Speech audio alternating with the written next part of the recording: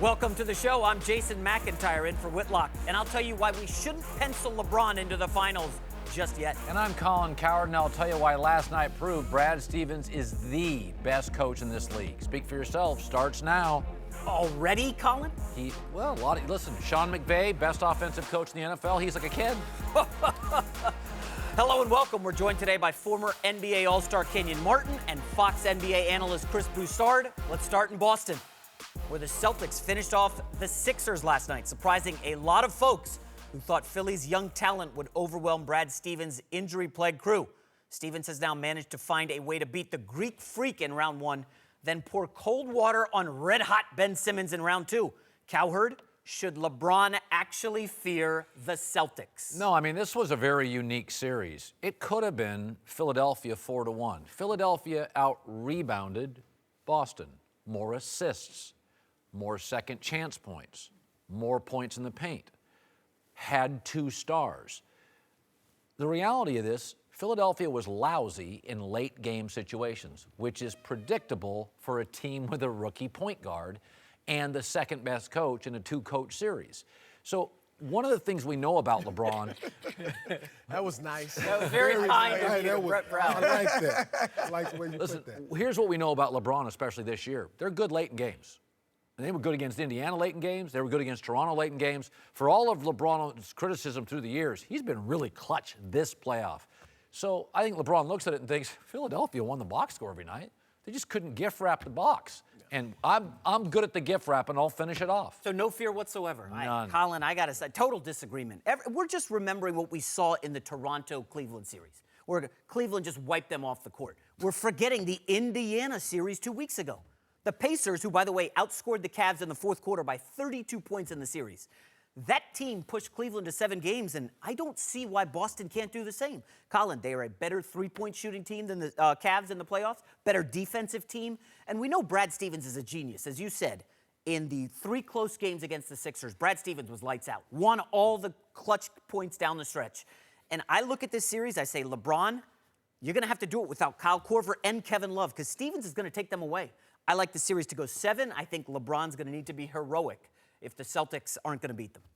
So you saying LeBron needs to be LeBron? Well, he's going to get his 40. We know that. Did you just give me a stat that's saying the Pacers outscored the Cleveland Cavaliers in the fourth quarter by 32. That tells me they were down a lot in those games. That's what basketball minds would tell me, that's what that means. They played them. They're home watching them now. They are. No fear. LeBron's been here, been there, done that time and time again for the last 7 years. Against this team, often. This team, other teams that has been in his way, he's proven no matter where he's seated, no matter who's on the other side, it's my show. Boston's done well in the playoffs. They've come together playing without Kyrie, and all of that is great. Now the show begins. To get over the hump, you got to beat the guy. Yep. And the guy's been playing pretty well right now. So we got 2 guys saying no shot. Broussard. We got 3. Oh, yeah. I mean, look, and we'll learn from game 1.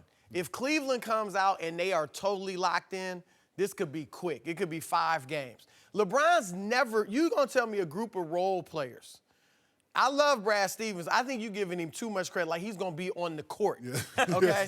The group of role players is not taking down LeBron James. I mean, it's just never happened. Every team that's beaten him in the playoffs, you know, Detroit when they had Rasheed and Ben Wallace and Chauncey and Rip, Boston with the big 3, Dwight Howard in Orlando, the big 3 in San Antonio, Dirk Nowitzki in Dallas. He's not going down to a role player or role-playing team. Look, they'll give him the appropriate respect. But there's no way they lose this series. Chris, explain to me, how did the role player Indiana Pacers push the series You to 7? could see that Cleveland was getting to know themselves at that point. They're still a team that's just coming together. Right. Those young boys, I mean, Rodney Hood was starting during the play. Now he's out of the rotation. Ty Lue had to figure out which 8 or 9 guys can I count on. He's found the veteran guys are the ones he can count on. And Kevin Love didn't play well against Indiana. He stepped it up. Kyle Korver stepped it up. So the role players are playing a lot better. My point on the Celtics is what Brad Stevens, what makes him such a great coach, is he puts his young players in difficult positions early in the season, so they're ready for the pressure. Jason Tatum's been playing all season. Jaylen Brown's did that. second Against year who, player. though? Listen, Well, against in what the regular competition? season- He didn't do Regular that season on don't mean purpose. nothing. Against doesn't what? mean anything. Against what competition in the playoffs? Again, against a Miami team. They knocked off the best, second against best a player in the Miami league. team. Against a Miami team that shouldn't have been there. You're getting I caught get- up. I You're get- getting caught up on the against a Pacers. Philadelphia team that average age 22, 23 years old, and don't none of them know how to win. They proved that. Yeah, certainly. Late game, like you say. Yeah. They proved that. We're getting caught They're up. going into the playoffs against arguably one of the greatest of all time. Look at That- the history of the league. Pretty simple. Find me teams that get to the finals with no stars. Seattle Sonics in the 70s, Pistons one time. But now find me a team with no stars and youth. It's never happened. Okay, the Pistons had like Rip Hamilton, Chauncey Billups, Tayshaun Prince, I think had been in the a couple League years, K. but Rasheed Wallace. The Sonics team had, again, Paul Silas, Dennis Johnson. Gus Williams. There is no precedent for, hey, there's this team. They have no stars, and they're all young guys. It just doesn't work that way. In fact, just look at this graph. Look at the playoff experience among the Cavs and the Celtics. So we know the Celtics have no stars. We know the Cavs have the best player by far.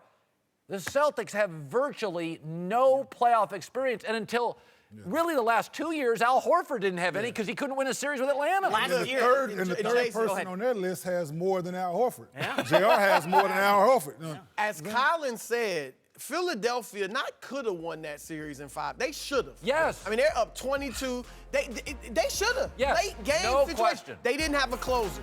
Guess what LeBron James is? they don't have- A closer. They don't have vets. Not only Yeah. the close, they don't have nobody to tell them to slow it down. This time of year brings us two things: graduations and Father's Day, and the gifts that go along with them. Before you buy Dad another tie or that grad a balloon that will probably float away, ask yourself this: does my dad or grad like wings or sports, or better yet, both? If the answer is yes, then get them a Buffalo Wild Wings gift card. Right now, if you purchase $30 worth or more in-store or online, they'll give you a $5 bonus to keep for yourself. That's a gift that gives back. How generous of you. Buffalo Wild Wings. Wings, beer, sports. Terms and conditions apply. To the Sixers, whose youth and inexperience definitely showed up in the series, really last night, some real late game blunders cost them some close games, 3 in fact. Even still, Philly had a pretty remarkable turnaround. 2 years ago, they won 10 games. Despite some struggles, Joel Embiid says Ben Simmons had an optimistic message after the game. He came up to me, was like, there's going to be, show me his hands, and he was like, there's going to be a lot of rings on this. And then I was like, for sure. So we got a bright future, and we're going to be fine. I'm just learning. This is just the start for me. I have a long way to go. All right, J-Mac, Simmons may be optimistic, but he did look lost at a couple of points in this series late. Do you think he got exposed by the Celtics? I think exposed is a great word. I mean, they were better when Ben Simmons was on the bench. And we have the stat here. This is staggering, maybe the stat of the playoffs. When Ben Simmons was off the court, the Philadelphia 76ers outscored the Celtics. I mean, look, this is crazy. The best player, the rookie of the year, and they were better with him off. I think what the Celtics did, and you're going to see this against the Cavs, Brad Stevens taking the best player out of his comfort zone. Ben Simmons can't shoot in the 10 to 16-foot range, 31% this season. Brad Stevens said, we'll give you whatever you want in the mid-range. Ben Simmons didn't take it, did not work, Ben Simmons had a really is bad a series. rookie, Yeah. okay? Exposed is the wrong word. Exposed is Trump had an affair with a porn star. That's new information. That's definitely exposure. Watergate, Richard Nixon's corruption. Oh, that's new information. Exposed is, oh, this guy's, okay, Ben Simmons is a long-talented rookie who can't shoot. What didn't I know about that? That's Well, the Miami Heat had that information. Okay, that's Still not towards them. new information. Exposed, no. Ben Simmons was what we all thought he was. Dude is strong, long, good court vision, plays defense, can score, but he can't shoot, and he's a rookie, so he's overwhelmed. There's nothing I was exposed to. By the way, you have to remember this, is that Brad Stevens is a great coach, primarily known for execution out of bounds and defense. Well, guess what? Great defensive coach, shut down 20-year-old kid in a series. That's kind of what I would expect. Pat Riley did this early in his career to young guards he faced. Yeah, so that plus minus. So do you actually believe that the Philadelphia 76ers are a better team with Ben Simmons on them? So don't give me them numbers. So don't give me them numbers, man. The one game they won, Kenyon, T.J. McConnell was the star. Okay, he played well. Yeah. Listen, playoffs, he's high energy. Yeah. That's what he is. Yeah. Coach knows that. Insert him to be in the line to be successful and to help our team. He did his job. He's not a better player than Ben Simmons. No, nobody would say that. He can dream to be a better player than Ben Simmons. So them numbers don't mean anything. The kid has a bright future in this league. Yeah. Well, when you say exposed, you exposed exactly. Implies phony, fraud. It does. If you want to say he didn't play well, he struggled, he learned, this is great for Ben Simmons. Definitely. Yeah, it would have been nice to reach the finals. This is great for them because we know he couldn't shoot. He knew he couldn't shoot. He's got to work on his free throws. He also learned, I got to work on situational basketball, time and score, getting my teammates in the right position. All of that. And look, this was his first year ever as a full-time point guard. And he did it at the top level and led his team to 52 wins without Embiid a lot of times. And he's not the only person that needs to learn all the things that you just said. That's right. He's not the only one that turned the ball over late. He's on a bad shot selection. The whole roster, you know what I'm saying? Because they're young, because they ain't never been in them situations before. Ben Simmons had a tremendous rookie year. He is the rookie of the year. He was the third best rookie in the playoffs after Donovan Mitchell and Jason Tatum. But again, so he did limitations context. Yeah.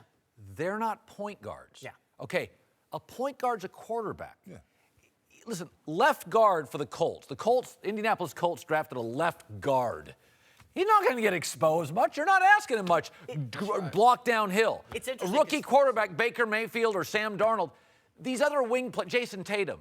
He's not the quarterback of that team. He's a wing player. He lost his point guard, Kyrie Irving, just as Donovan Mitchell lost his point guard, Ricky Rubio. Both still thrived. Again, I just thought. Go ahead. We're forgetting this. Ben Simmons had a 1-point game. I mean, a really bad game for any player, but okay, he still went 16, 9.5, and 8 with a 1-point game. Yes, this rookie point guard had an atrocious and day. He's been exposed. By the way, it should be mentioned, in LeBron's 8th year, he froze in the headlights in the finals. Yeah. Ben froze in the headlights of one game. He went passive. Yeah. I'm okay with it. He's a 20-year-old kid. It happened to Magic Johnson. Tragic. In 1984. Magic had 2 rings at that point, and he froze in the finals. I mean, it happens to guys. And to your point, you talking about exposed, he actually showed something that a lot of people didn't think he had. He actually played pretty well off the ball. Yeah. When McConnell was in, he was in a lot of times with him as well, kind of playing like a power forward and scoring points. Ask yourself. He's a basketball player. Thank you. He's a basketball player. Ask yourself this. If I said to you, right now, Kenyon, I said, who in the NBA would you give Ben Simmons up for? 10 guys? Not that many. I mean, seriously. I mean, I like a lot. I mean, LeBron, obviously, but I've got 15 years of Ben Simmons. Our knock on him is, hey, man, he froze a little in the playoffs. That's a good argument. That's a good problem to have. I froze in the second round of the playoffs. Exposed in one 5-game series. He'll be back. He'll be back. After playing 20-some games in college, no games the next year, and all of a sudden people expect him to be this LeBron. No, he's going to grow into that, and he's going to have an excellent career. He's as big as you, and he's a point guard. Hey, I'm excited to see him play. So am I. Are you ready to apologize? I love Ben Simmons. I'm a big fan. I got my kids a Ben Simmons jersey, Chris. Come on. Welcome back. We're joined now by Hall of Famer Eric Dickerson and longtime NFL player and scout Bucky Brooks. Let's move to Dallas, where at least one guy is very optimistic that the Cowboys will rebound from last year's struggles. They weren't that big of struggles. Jerry Jones saying he thinks Ezekiel Elliott will benefit from having all the distractions of last year behind him. There's no doubt in my mind that it will make a significant difference in how he can focus, how he can focus not only on the next practice, but the next game and the entire season. So, yes, I think that I give him a big arrow as to what his performance might be without the overhang of the issue that he faced last year. A rejuvenated Zeke could be a very good thing for the Cowboys and Dak Prescott, who seem to be much better with Elliott on the field. All right, J-Mac, who's more important to the Cowboys' success to you, Zeke or Dak Prescott? I got to go Dak. I feel like with Zeke, we know what we're going to get. Behind the best offensive line in the league, he's probably going to test 2,000 yards this year. He's reliable. I love Zeke. But with Dak, there's some uncertainty, okay? He lost Witten and Des Bryant. You know, they were 44% of Dak's targets last year. Every time he drops back, he's got Witten, his security blanket, and Des had 133 targets last year. That's a high. I just wonder how he's going to handle Tavon Austin, Allen Hurns. They're going to need name tags in the huddle for that offensive set early in the season. I think definitely Dak is more important. Well, I think Dak's the most underrated quarterback in the league. We know who's great in this league, and we know who's not. Dak is one of the very few guys that's not in the top 8 to 10 great that can get there. I mean, we're never going to see Kirk Cousins and Case Keenum make big leaps. Deshaun Watson is one of those kids that could make a leap. I don't think Marcus Mariota has it in him. I don't think Jameis Winston has it in him. Garoppolo could make that leap. Dak has won 22 games in the last 2 years. One quarterback's won more, Tom Brady, and Tom's in a much easier division. I think Dak is special. I think he's dealt with a lot of noise, a high-profile sort of vanity-driven owner, the Zeke stuff. Dez, boy, I watched that Amazon Prime show with Dez and Zeke. Oh, God, the meetings were a mess. Yeah. I think Dak's a really potentially special player. I mean, I think he's a really good player, but I think the guy who makes it go for Dallas is Ezekiel Elliott. When you look at what Dallas is, they're a team that are built to run the football. And when they run the football, they can control the game on offense and defense. Running the ball allows them to set up Dak Prescott off play action. Everything that he does because he can fake the 21, throw it downfield, get the ball to the playmakers. He can play efficiently because they're able to dictate the terms because the situations are favorable for the offense. Also, they employ a keep-away strategy that keeps their defense off the field. We talk about them doing with a bunch of a cast of misfits. They're able to do that because they're able to control time of possession. To me, I know we talk about it being a quarterback-driven league, but I think the common denominator with most of the quarterbacks that play really, really well, the presence of dominant running backs or somebody at the running back position that can command it not only as a runner, but as a receiver out of the back. You're right. And Jerry Jones said it right. I think without all the distractions that he had last year, he'll be a different player because he didn't know if he was going to play, if he was going to be in, if he was going to be out. And one thing is this Cowboys are a running football team. That's what they want to do. 2 years ago, when Zeke first came on the scene, what did they do? Run the football. That keeps you in the games. But I think where the problem comes in is if I'm a defensive coordinator for another team, I'm like, 21's not going to beat us. We're going to stack the line of scrimmage. There's no Dez Bryant. There's no Jason Witten, who was not running great routes, but he's still a good blocker. You know, they don't have a real receiver that no one knows about. So, look, we're just going to stack the line of scrimmage. We're going to beat them, make number 4 beat us. If he beats us, no problem. But we're not going to let 21 beat us. Remember, 3 years ago, the brand for Russell Wilson was, listen, it's the defense. Mm-hmm. Now he's he's going to be mentioned in a Hall of Fame class when he's done. I mean, he's now a great player. He's in the MVP. He led the NFL last year in touchdown passes with a bad O-line. I think, and a lot of that wasn't because Russell wasn't good, because there was this big brand around him, Pete Carroll defense. I think Dak sometimes suffers from that. We've given the offensive line so much attention. I've never talked more about an offensive line in my career. And now we have this great line. So we feel like, well, this team's about the offense and the running game. Listen, this kid doesn't make big mistakes. I agree with you. He doesn't throw interceptions. I agree with you with that. You know, when I first saw Dak play, he played the Rams in the first preseason game back in L.A. And I had never heard of him. Yep. And I'm just watching him. I'm like, man, who is this kid? He throws like Warren Moon. I'm like, he's so accurate. I didn't know who he was. Yeah. It's true. I think Dak is underrated. And that very never much. happens to a Cowboy player. Never. I agree. I think he's underrated, but still, I mean, it's great when you have 2 players. You have him and Zeke together. That's what makes them great together. Together, I think they're really good. Yeah. It's like Troy and Emmett. You know, I think they needed each other at that time. And I think it's the same thing here, but still, this football team is a running we run first. Now, if you give us the opening, if you stack the line of scrimmage on us, and all of a sudden Dak just started to pick you apart, you're going to have to. But Seattle was a running team. Yeah. And then Marshawn Lynch left, and Russell led the NFL in touchdown passes. He did, but the team also has not been the same. Right. Like Marshawn Lynch gave them that identity, gave them that brand, and that physicality and toughness came from the running game. There's something about the run game that defines your team. And when you have a guy like Zeke who can run it and can really spit out these 100-yard games like an ATM machine, it allows you to comfortably pick and choose when you want to pass. So Edie's right. They're going to stack the box, and they're going to dare number 4 to be able to beat them. But Zeke Elliott's so good that he should be able to run against 8-man boxes and still have a level of success. When you think about, you talk about Seattle back in those days, they were a defensive football team. Right. They would take the ball away, give you a short field, and they'd score right quick. So at one point, you didn't really know who Russell Wilson was. You saw him run around a lot, and they would run the football. See, I guess my argument is, I think Dak's got a lot of Russell Wilson. He does. I just agree think with that. we didn't appreciate Russell until about year 4. And I think this is the year we're going to go, oh, Dak's really, because I think people will stack it, and he'll prove, with mostly possession receivers now, I can move the chain.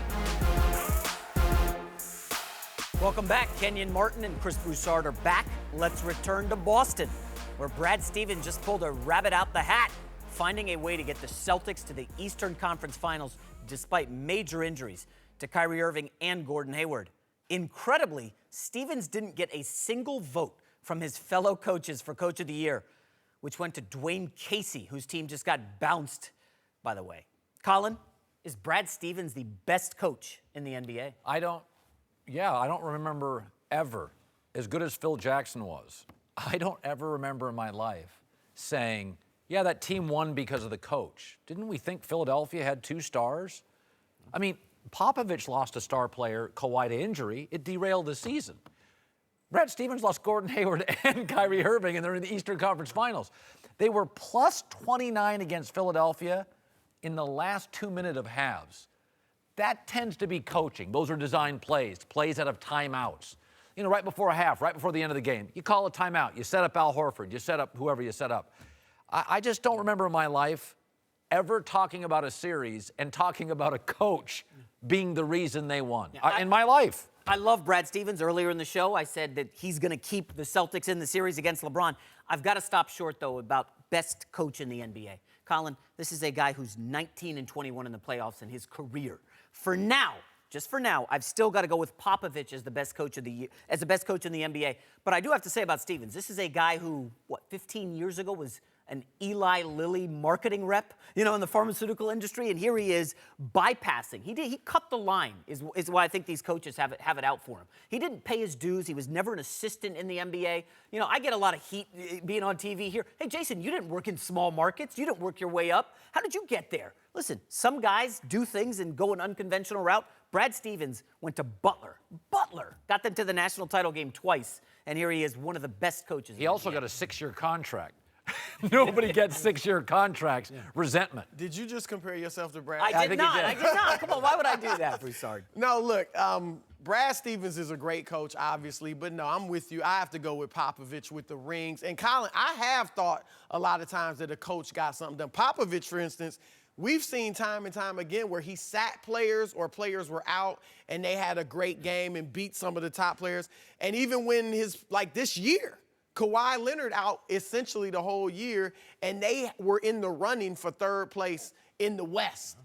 Quinn Snyder, their one really good offensive player was a rookie, and they battled, they got, 4th seed, 5th seed in the West. And Tom Thibodeau, when he had Derrick Rose, and then even when Derrick Rose got hurt, they beat the Nets one year. Nate Robinson was their big-time player, and the Nets had Darren Williams, Joe Johnson, so we've seen coaches maximize good talent, and some of those coaches haven't been as good with superstar talent. Like Thibodeau hasn't been as good in Minnesota. Now you got a Karl Anthony Towns, Jimmy Butler, Wiggins. I want to see Stevens with stars, real superstars for a long haul, not just Kyrie for 2/3 of the season, and then he'll have the whole shebang. Like he can coach marginal talent, and he can maximize star talent. Yeah. For once, we agree. For once, Kenyon. We agree. I'll leave it at that. No, man, Greg Popovich is a great coach. But Brad Stevens has done an excellent job. I'm saying with the talent that he has there, moving forward. So we'll see. But he's done what people didn't expect him to do. I'm saying with Kyrie being out now, he never had a chance to coach Hayward. I'm saying the season ended early.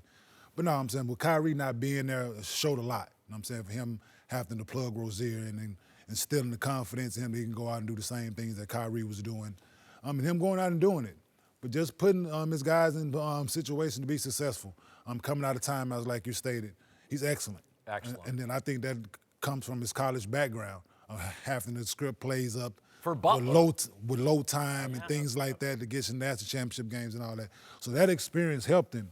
Oh, well, he never coached in the NBA, assists and all that stuff. He's a good basketball coach. That all should matter. You know, the one thing that when I look at a coach, what makes a great coach is a big part of it is, do you get the best Kenyon Martin that Kenyon Martin can be? Yeah. Like your best coach.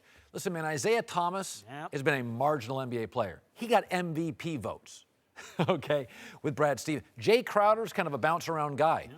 When he was with Boston, I was like, he's a vital part of their success. He went to Cleveland and LeBron, and it didn't work. Isaiah Thomas went to LeBron, and it didn't work. Don't forget Avery Bradley as well. Remember last year in the playoffs? Avery Bradley went to a team in Detroit which wanted to use him more, and his numbers went down. Yeah. The one thing Stevens does, Jason Tatum shouldn't be this good this early. There's just no way. Jaylen Brown could not shoot out of college. 2 years later, he's almost a 40%. Yep. So to me, coaching's a lot of things. Yeah. But one of them is, do I take a player, and I thought Phil Jackson was great at this. Rick Fox was his best under Phil. You could play for 6 teams, but I think that's where Brad's really special. Now to Houston, where Chris Paul just led the Rockets to the Western Conference Finals, the first time he's made it this deep in the playoffs during his 13-year career. The series win over Utah earned Paul some, serious praise. But not everybody is such a big fan of the point guard, including the guy sitting next to me, Kenyon Martin. Uh-oh. People think he's a politician. Okay. People don't trust politicians. Is that really it? Yeah, he does things within the locker room that some teammates question. Dealing with management and coaches, people deem it as sneaky, things like that, but you don't know what's going on behind the closed door, so it leads to speculation. So he has excellent relationships with Adam Silver, all of his coaches, front office people. That doesn't land well for players who don't think he's all in as a player. Yeah, as a teammate. They think he has an agenda, like a hidden agenda that doesn't include the rest of the 14 guys. For some guys, it's deeper than basketball. It's about relationships. It's about, do I trust you in more than just a basketball sense for some guys?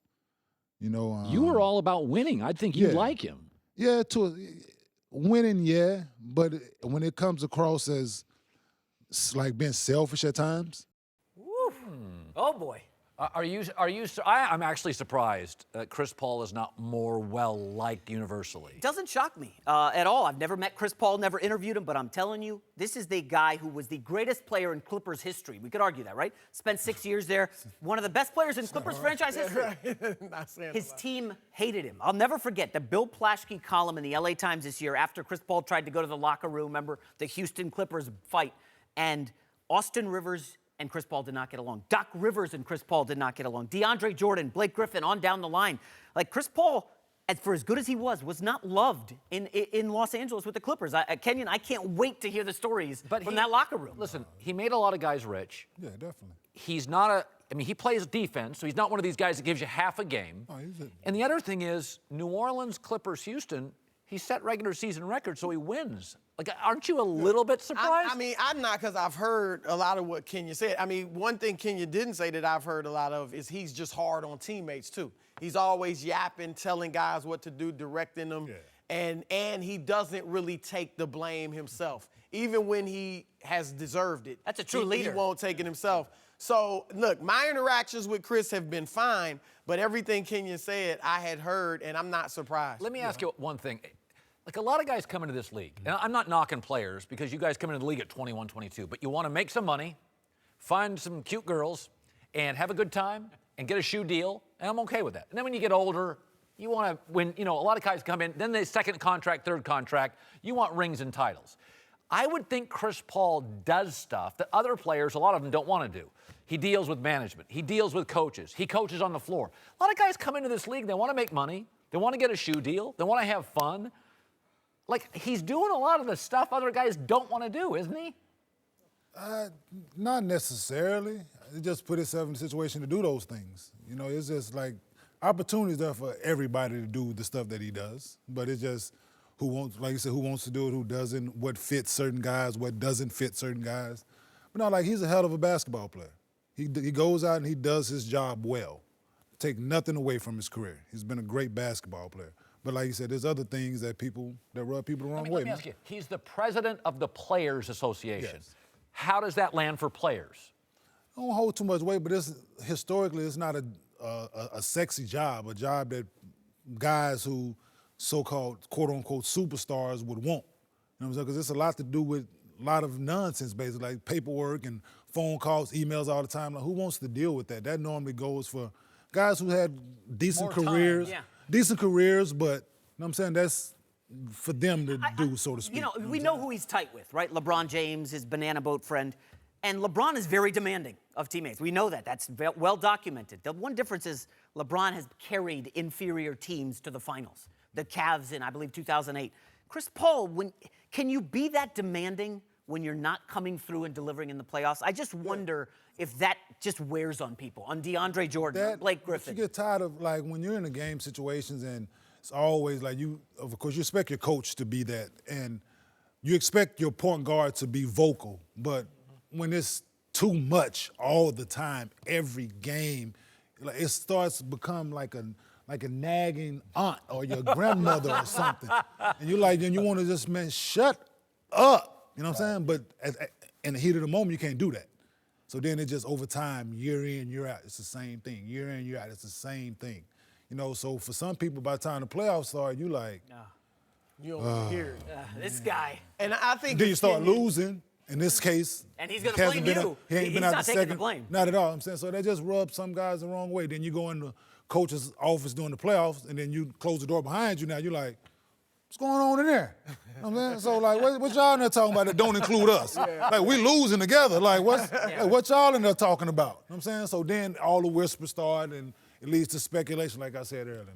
And I think, as Kenyon said, there's a difference between respecting him for his game. Like, he's got that, obviously. Yeah. And liking playing with him. And I think Kenyon would say he's not speaking for every single player in the league. You know, I know when he played in New Orleans, he got along with Tyson Chandler. And, you know, he has had guys he's gotten along with. But all the things, the chirping, the attitude, the yelling, the politics, I've heard a lot of that. Welcome back. Kmart, Chris Broussard are here. Let's move to LeBron James, whose Cavs are now set to take on Boston in the Eastern Conference Finals. Despite a rocky start to the playoffs and Boston's home court edge, Cleveland is the favorite and should be to win the series. Their turnaround has prompted some speculation that LeBron's exodus from Cleveland might not be set in stone. All right, Jason, do you think LeBron stays in Cleveland if the Cavs just make it? Not win, but make it to the finals. No, of course not. This is my favorite topic in sports, by the way, right now. I just love this cloud hovering over the Cavs about LeBron. What's he going to do? Again, he told Sports Illustrated, I'm going back to Cleveland. I'm going to deliver a title. And he did that. Mission accomplished. And now he's at the stage in his life, 33 and a half years old. You know, what do I want out of the rest of my career? What do I want to do with my life? I think he's, won titles in Miami. He won in Cleveland. I think it's time for LeBron to do what he wants to do, what's going to make him happy.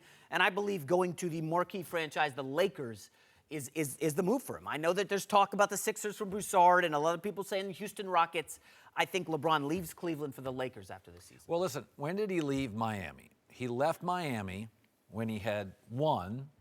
The roster was getting a little old, and he felt trapped, okay? He's in Cleveland.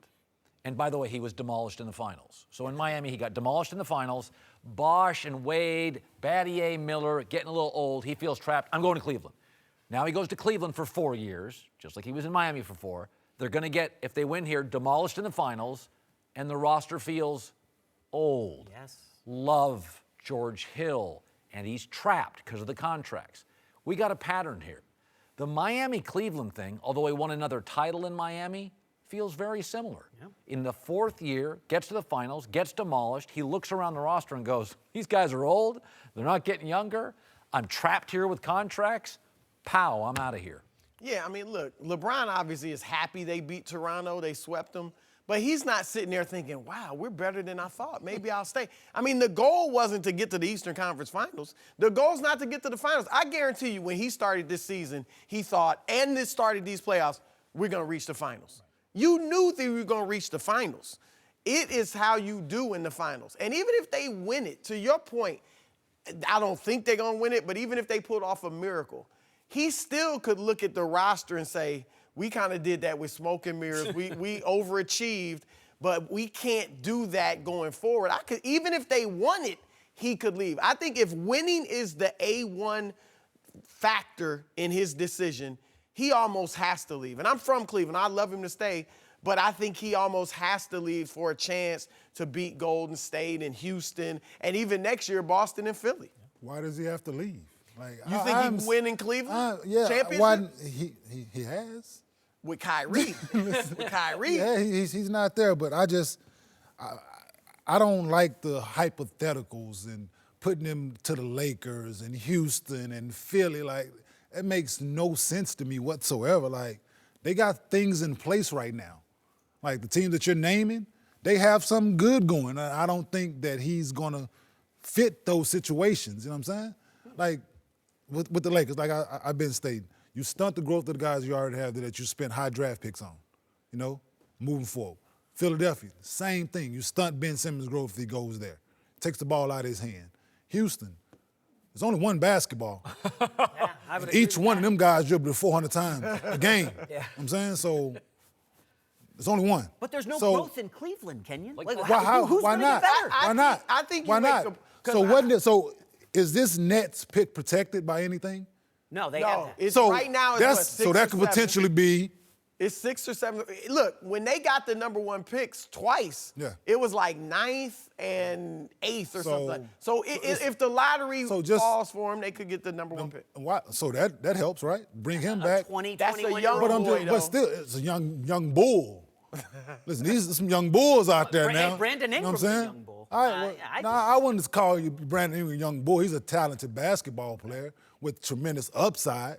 But you bring a Bagley and an Ayton in, a Miles Bridges in, somebody of that nature who you can look at toughness that can go out and play right now in this NBA the way it is. One of those guys. With LeBron coming back and other people, I just can't see him leaving, man, whatsoever. All right, to the West, where the Warriors opened up as favorites to beat the Rockets in the conference finals, which isn't entirely surprising given their championship pedigree and Houston's history of playoff tomfoolery. But Colin, the Rockets have made it very clear they're obsessed with beating the Warriors. Will their season be a disappointment if they don't win the series? No, because they're not supposed to. They're facing a dynasty. And second, let's say they get clobbered. I think it makes it more attractive to LeBron go there. LeBron wants to go somewhere. The favorite topic, all right. Just in one ear, out the other.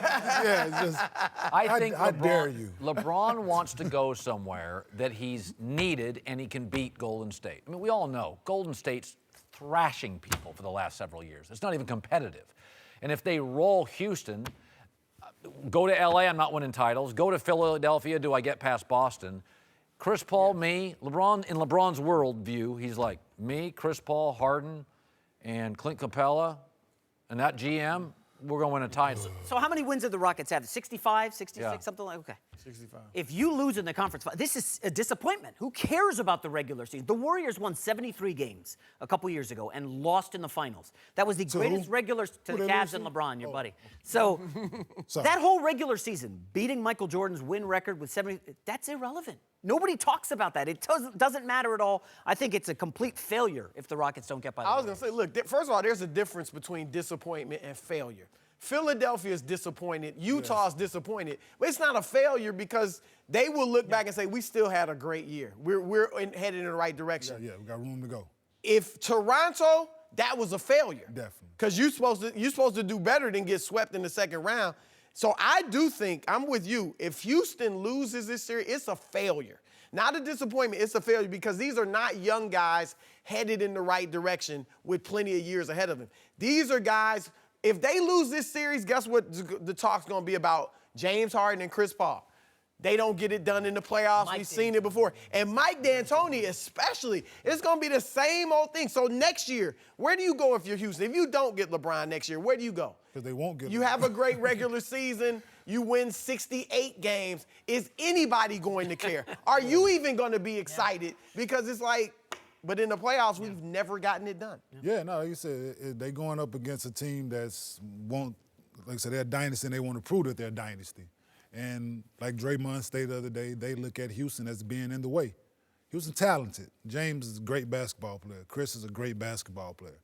But they have to play great each and every night in this series in order for them to have a shot at beating them. A shot. A shot. You know what I'm saying? They have to play great because the other guys not put in positions to be successful. So they don't know what it is to have to put the ball on the floor to go make a play. So just one of them guys struggle, then somebody else got to step up. But Golden State does that all the time. When the and average 30 GM, assists.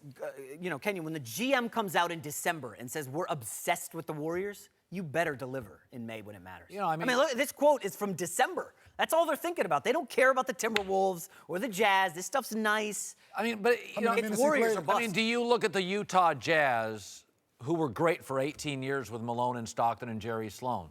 Was it a failure? I don't know. I don't know the right answer. I mean, They weren't expected. I mean, they went up against Michael Jordan. I think we look back at them and go, it was a they good were run. Going up. It's like Phil Mickelson. Okay, Phil Mickelson didn't win. Well, he was going up against Tiger. Yeah. Like I kind of look at the Utah Jazz and I'm like, that was a hell of a run. That was, Chris and Paul they give went Michael there to Jordan win a 2 great championship. finals. Chris Paul went there to win a championship. Harden is the MVP. Sacrifice money. Welcome back. Time for last call. Let's move to my beloved Jets. Yes, they got the steal of the draft with Sam Darnold falling into their lap at number 3. Now the Jets CEO says Darnold will turn around the fortunes of the entire franchise. Colin, is Darnold the next Joe Namath or Mark Sanchez? He's closer to Chad Pennington. Oh, stop He it. actually really smart, no controversy, he's the kind of guy that in a huddle is a coach on the field. He's Phil Simms, he's Eli Manning. He'll never get in trouble with the press. He's got a little Derek Jeter. He's not Mark Sanchez. He's not going to be on GQ. It's not who he's dating. He's not Joe Namath. He's not staying up late. He really has more of he's a really talented Phil Simms or a really more talented Eli Manning or Chad Pennington. He's really that kind of personality. Contending in the AFC in 3 years, Colin. Oh, absolutely. Take that to the bank. Yeah. To Jason Tatum, who just had an old tweet from 2012 resurface where he asked LeBron to follow him and posted a picture of grown man LeBron towering over the 14-year-old Tatum. Colin, is this proof LeBron is going to dominate the young Celtics? No, it's proof that kids grow. Because Tatum now, I think, is actually taller than LeBron James. Yes, he is. He is. Well said. It'll be a good series. I mean, listen, you know Brad Stevens is going to win a game by himself in that One? series. I think he's going to win 2 or 3. I love the Celtics' chances, Cowherd. We're off tomorrow. See you Monday.